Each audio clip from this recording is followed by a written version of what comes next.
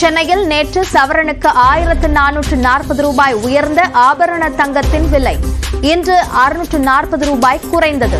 ஒரு சவரன் தங்கம் 65,760 ரூபாய்க்கு விற்பனை. இடைவேளைக்கு பிறகு முக்கிய தலைப்புகளை பார்க்கலாம்.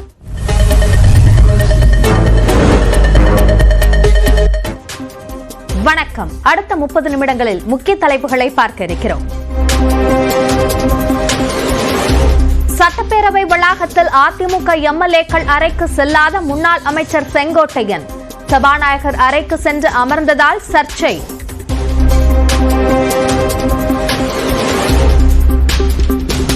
தன்னை சந்திக்காமல் தவிர்ப்பது குறித்து செங்கோட்டையனிடமே கேட்குமாறு எடப்பாடி பழனிசாமி கருத்து.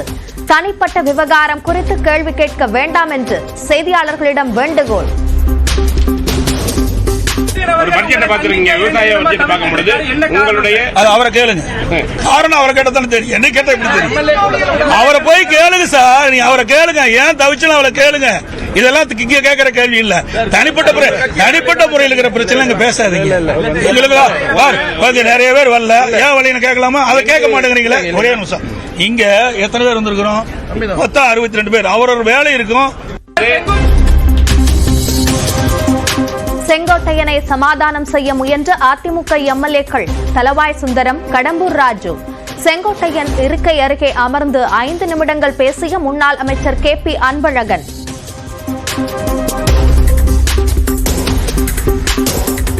கரும்பு கொள்முதலுக்கான சிறப்பு ஊக்கத்தொகை 349 ரூபாயாக உயர்வு.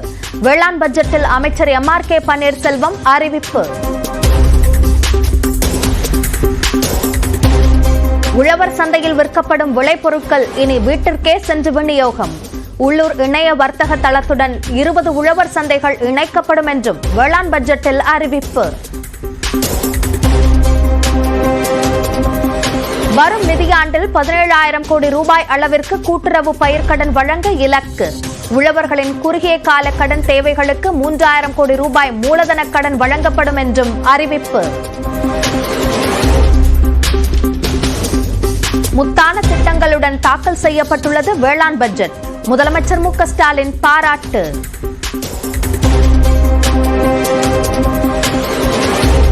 விவசாயிகளுக்கு மன நிறைவு தரும் வகையில் வேளாண் பட்ஜெட் அமைந்துள்ளதாக முத்தரசன் வரவேற்பு.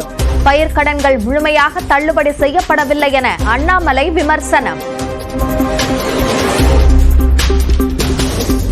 தமிழ்நாடு அரசின் வேளாண் பட்ஜெட் ஏமாற்றம் அளிப்பதாக எதிர்க்கட்சித் தலைவர் எடப்பாடி பழனிசாமி கருத்து. விவசாயிகளை திமுக அரசு ஏமாற்றுவதாகவும் விமர்சனம்.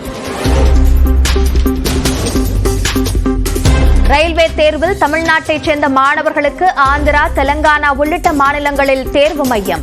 வரும் 19ஆம் தேதி தேர்வு நடைபெறும் நிலையில் ஹால் டிக்கெட்டை பதிவிறக்கம் செய்த தேர்வர்கள் அதிர்ச்சி. தமிழ் மொழி பாதுகாக்கப்பட வேண்டிய சொத்து. சென்னையில் நடைபெற்ற விழாவில் மத்திய ரயில்வே அமைச்சர் அஸ்வினி வைஷ்ணவ் பெருமிதம். 2 கம்யூனிஸ்ட் கட்சிகளும் இணைய வேண்டும் என்பதை இந்திய கம்யூனிஸ்ட் கட்சி விரும்புகிறது. மார்க்சிஸ்ட் கம்யூனிஸ்ட் ஏற்க மறுப்பதாக முத்தரசன் பேச்சு. எதுக்கு 2 கட்சி வச்சிருக்கிறீங்க? கம்யூனிஸ்ட் கட்சி சிபிஎம் எதுக்கு வச்சிருக்கிறீங்க? நாடு என்ன கதிக்கு ஆளாயிட்டுன்னு தெரியலையா? எவ்வளவு மோசமா போயிட்டு இருக்கு. கம்யூனிஸ்ட் கட்சி பிளவுபட்டதுனால தான் இப்படிப்பட்ட காரியங்கள்லாம் நடைபெற்றுக் கொண்டிருக்கிறது. ஒன்னாயிரத்துக்கு பாருங்க அப்படின்னு என்னிடத்திலே சொல்வார். நான் அவரிடத்துல உங்களை தான் நான் முழுமையாக ஆதரிக்கிறேன். அந்த பங்காளிடத்தில் இதை நீங்கள் சொல்லுங்கள் என்று நான் சொல்வேன். ஏன்னா அவங்க தான் அதுக்கு ஒத்து வர மாட்டேங்கிறாங்க. இந்தியை திணிக்காதீர் என்று கூறுவது அந்த மொழியை வெறுப்பது என்று அர்த்தமில்லை. தமிழ் படங்களை இந்தியில் டப் செய்து வரும் பணம் மட்டும் வேண்டுமா என பவன் கல்யாண் கேட்டதற்கு பிரகாஷ் ராஜ் பதிலடி. மொழிகளை தாண்டி சினிமாக்களை பார்ப்பதற்கு தொழில்நுட்பம் உதவுவதாக ஆந்திர துணை முதலமைச்சர் பவன் கல்யாணுக்கு திமுக MP கனிமொழி கண்டனம். பாஜக கூட்டணியில் சேருவதற்கு முன்பு பவன் கல்யாண் இந்திக்கு எதிராக பதிவிட்டதையும் வெளியிட்டார். கச்சத்தீவு திருவிழாவில் காலையில் நடைபெற்ற அந்தோணியார் தேர் பவனி வழிபாடு முடிந்த நிலையில் ராமேஸ்வரம் திரும்பும் பக்தர்கள். பஞ்சாபின் அமிர்தசரஸில் கோயில் மீது வெடிபொருள் வீச்சு.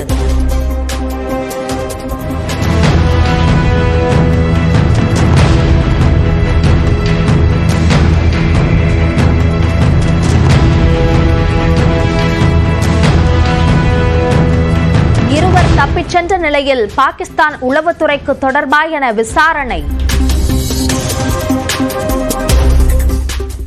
வட மாநிலங்களில் இரண்டாவது நாளாக ஹோலி பண்டிகை உற்சாகம். உத்தரப்பிரதேசத்தின் பிரயாக்ராஜில் பெருமளவில் குவிந்து மக்கள் கொண்டாட்டம்.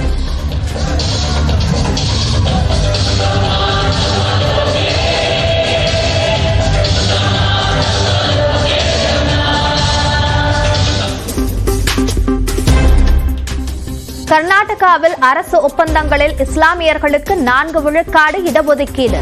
முதல்வர் சித்தராமையா தலைமையில் நடந்த அமைச்சரவை கூட்டத்தில் ஒப்புதல். சர்வதேச விண்வெளி மையத்தில் உள்ள சுனிதா வில்லியம்ஸை அழைத்து வர புறப்பட்ட ஸ்பேஸ் எக்ஸ் ராக்கெட் பல மாதங்களாக விண்வெளியில் தவித்து வரும் நிலையில் விரைவில் பூமிக்கு திரும்ப ஏற்பாடு. ஈராக்கில் பதுங்கியிருந்த IS தலைவர் அப்துல்லாவை அழித்தது அமெரிக்க ஈராக் படைகள். வீடியோவை வெளியிட்டார் அமெரிக்க அதிபர் டிரம்ப். நாய்க்கடிக்கு ஆளானவர் அசைவம் சாப்பிடக்கூடாது என்ற கட்டாயம் கிடையாது என்றும் முறையாக உணவு எடுத்துக் கொள்ள வேண்டும் என்றும் மருத்துவர் பவித்ரா தெரிவித்துள்ளார். நியூஸ் 18 தமிழ்நாடு தொலைக்காட்சிக்கு அளித்த சிறப்பு பேட்டியில் அவர் இதனை கூறினார். ஃபுட் ரெஸ்ட்ரிக்ஷன் நாய்க்கடியில எதுவும் இல்லை. பட் சின்ஸ் இந்த வேக்சின் பாத்தீங்கன்னா நாங்க ஷெட்யூல் ஃபாலோ பண்ணுவோம். அதாவது 5 வேக்சின் போடணும் அப்படின்ட்டு. அதாவது 0th டே, 3rd டே, 7th டே, 14th டே, 28th டே இந்த மாதிரி நாங்க போடுறதுனால வேக்சினேஷன் தொடர்ந்து போடுறதுனால யூஸ்வலா எனி வேக்சினேஷனுக்கு நம்ம சொல்லுவோம். அதாவது வேக்சினேஷன்னால உங்களுக்கு அன்னைக்கு ஃபீவர் வரலாம், வேக்சினேஷன் போட்ட இடம் கொஞ்சம் உங்களுக்கு வீங்கலாம். ஸோ அப்படி இருக்கும்போது இந்த வேக்சினேஷன் கண்டினியூஸா எடுக்கிறதுனால அந்த வேக்சினேஷன் போடுற அன்னைக்கு மட்டும் கொஞ்சம் உங்களுக்கு எதுவும் சைடு எஃபெக்ட் அதிகமா வராதபடி நம்ம கொஞ்சம் டயட் கரெக்டா எடுத்துக்கிட்டோம். இல்ல அன்னைக்கு கொஞ்சம் உங்களுக்கு காய்ச்சல் அந்த மாதிரி வேக்சினேஷன் போஸ்ட் வந்துச்சுன்னா அவாய்ட் பண்ணிக்கிறதுக்கு என்ன பண்ணலாம், ஃபீவருக்கு மெடிசன்ஸ் அந்த மாதிரி எடுத்துக்கலாம் அப்படின்றதான் நம்ம சொல்லுவோம். தவிர நான்வெஜ் எடுத்துக்க கூடாதுன்னு அந்த மாதிரி எதுவும் இது கிடையாது ரேபீஸ் வைரஸ்ல. ரயில்வே தேர்வு எழுதும் தமிழ்நாட்டு மாணவர்களுக்கு வெளிமாநிலங்களில் தேர்வு மையம் ஒதுக்கப்பட்டிருப்பது அதிர்ச்சியை ஏற்படுத்தியுள்ளது. இந்திய ரயில்வேயில் உள்ள அசிஸ்டன்ட் லோகோ பைலட் காலி பணியிடங்களை நிரப்புவதற்கான தேர்வு அறிவிப்பை கடந்த ஆண்டு பிப்ரவரி மாதம் ரயில்வே தேர்வு வாரியம் அறிவித்தது. சென்னை மண்டலம் 493 காலி பணியிடங்கள் அறிவிக்கப்பட்ட நிலையில் அதற்கு 1 லட்சத்திற்கும் மேற்பட்டோர் விண்ணப்பித்தனர். தொடர்ந்து முதல் கட்ட கணினி வழி தேர்வு கடந்த ஆண்டு நவம்பர் மாதம் நடைபெற்றது. அந்த தேர்வில் தமிழ்நாட்டைச் சேர்ந்த 6315 போட்டியாளர்கள் தேர்ச்சி பெற்றனர். அதனைத் தொடர்ந்து 2ஆம் கட்ட கணினி முறை தேர்வுகள் வரும் 19ஆம் தேதி நடைபெறவுள்ளது.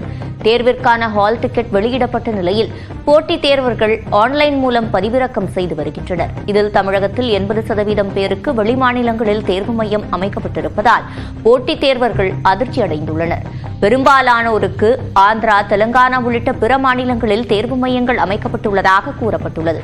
தமிழ்நாட்டைச் சேர்ந்தவர்களுக்கு உள்ளூரிலேயே தேர்வு மையம் அமைத்து தேர்வெழுத அனுமதிக்க வேண்டும் என போட்டித் தேர்வர்கள் கோரிக்கை விடுத்துள்ளனர்.